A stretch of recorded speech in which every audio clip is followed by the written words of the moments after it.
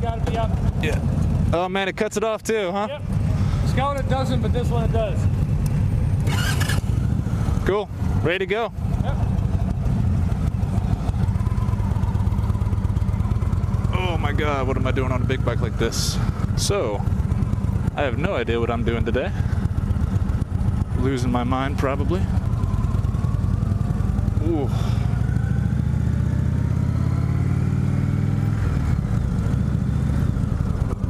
Ugh.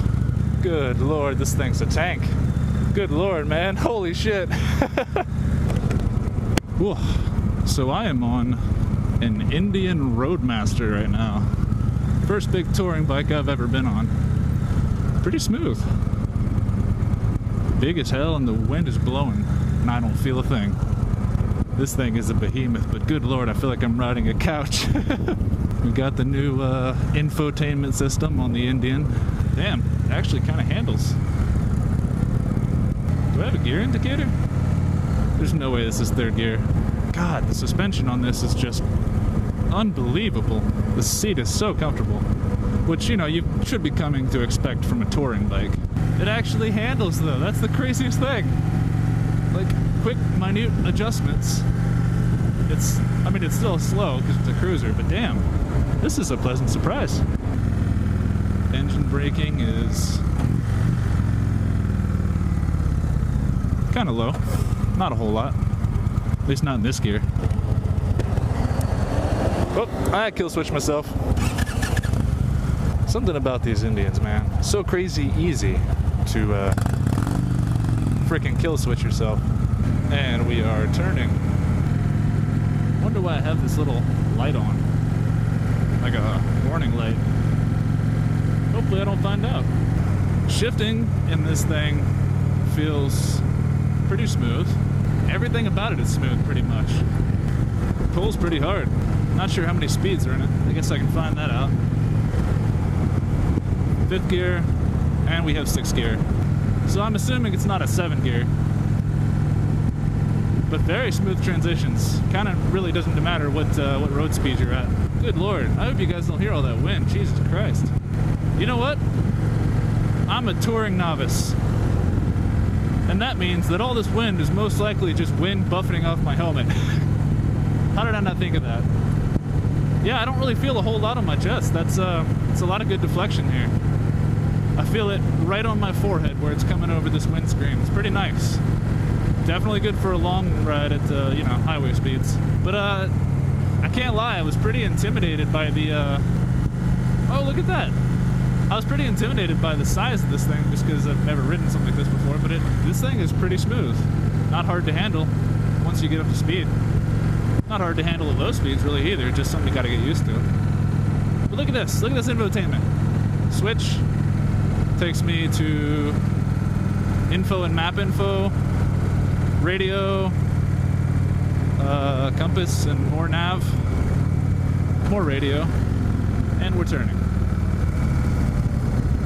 Just keep it on the map. And we're not stopping, of course. Alright, we gotta stop.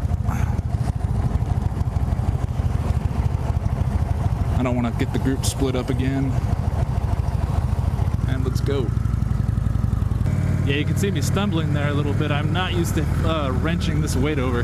Kind of crazy for me, but not really that intolerable. You know, if this is morning commute traffic, it's not bad. 3rd gear, 2nd gear.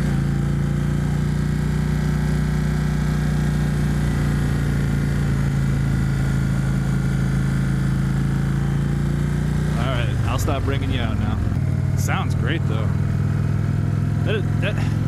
This Thunderstroke 111 is like the #1 reason I came here to test this today. It's just like, it's such a beautiful engine. 2-valve, I know. Push rod, I know. Very classic, no water cooling. But good lord, is it an attractive package. And considering how much this thing weighs, which I'm gonna guess is somewhere around 700 pounds, it's pulling it like a truck. Lots of torque, just gobs of it.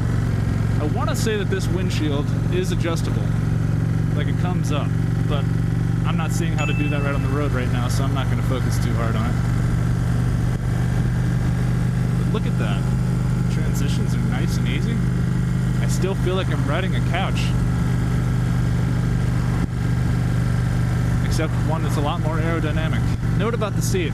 I am 6'2", and I'm sitting here, and the floorboards are incredibly long. Well, I mean, they're floorboards, so they're long. And I feel like I can sit in either a mid-control position or a forward control position, so that's really nice. And honestly, you kind of have to be in that forward control position in order to work the brakes and shift, you know. But man, this is it's not bad.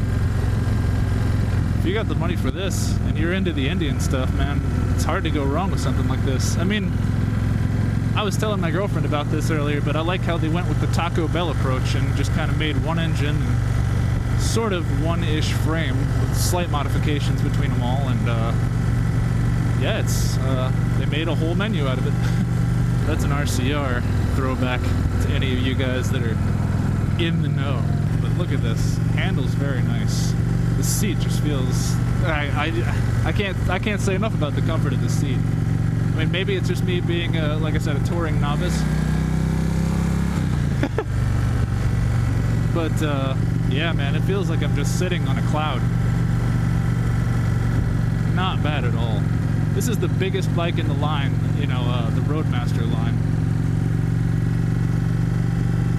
And I gotta say, it's, not anywhere near as intimidating as I thought it would be. Especially handling-wise. Just, you know, it just kind of goes with you. Which I guess is all a bike needs to do. Brakes are not bad at all. Very powerful brakes, which you would expect on a 700-pound machine. Again, I'm saying that completely out of my ass.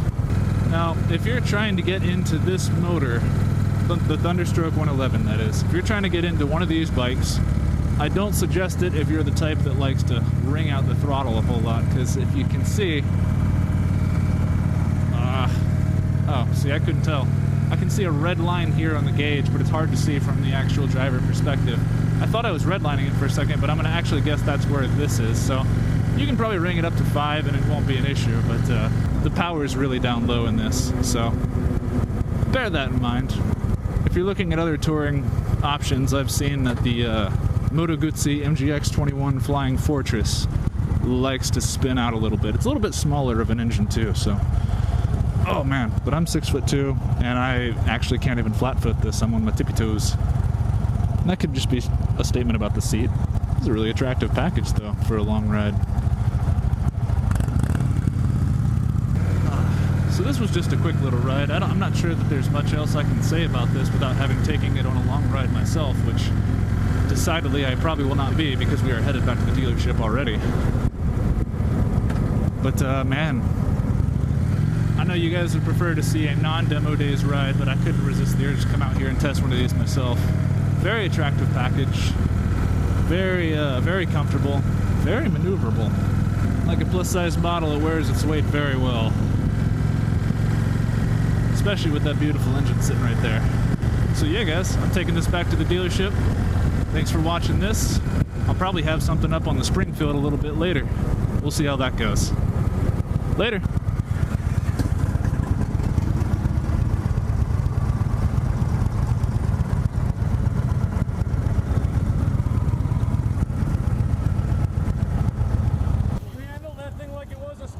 Man, it's a lot better than I thought it was. It was like butter. Feels like I'm riding a couch too.